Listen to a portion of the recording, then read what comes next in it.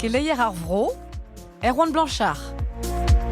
Feloudrada an embregerez immeris asten mengleuz andalouzid e gronvel, har deus ar produa dur bedel an danve seive dastumet eno, hag roed neus ar stad an otre d'ar stad c'hall an otre da embregerez, vid toula an douar beket danvil per war nugen.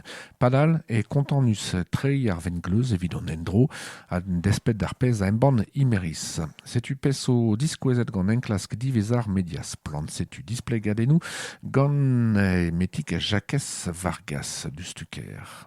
Mengleuz d'isolo bras en France kevan direl e mengleuz andalouzid gronwel beteg 1 million anter a doneladoù men ave sachet da lese bebla.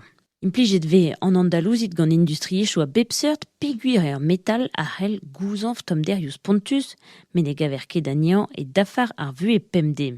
Eus un tual e gronvel l'er pouezus da gaver an dour e breiz, diaz sterioù ar bloavez hag an ele e a c'hant-brose.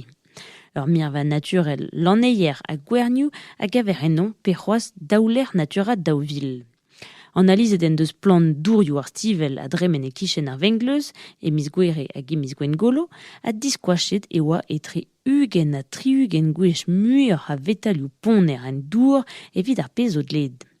Don vechou, a ne oan kebet klasket gant imeris, pa oa begret un enklas gant an embregerez, evit goud pester de fejou a vefe gant asten ar vengleuz war an natur.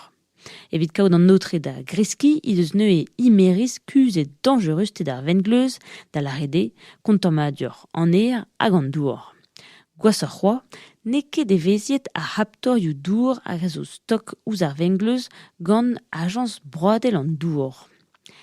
Laket ebet varvel gant an enklas diveamant, ie ne oa kebet kelaouet ar boblans e kaver arsenik a kadiom er vengleuz a zo dan vechou a c'hell digas krignoù beo.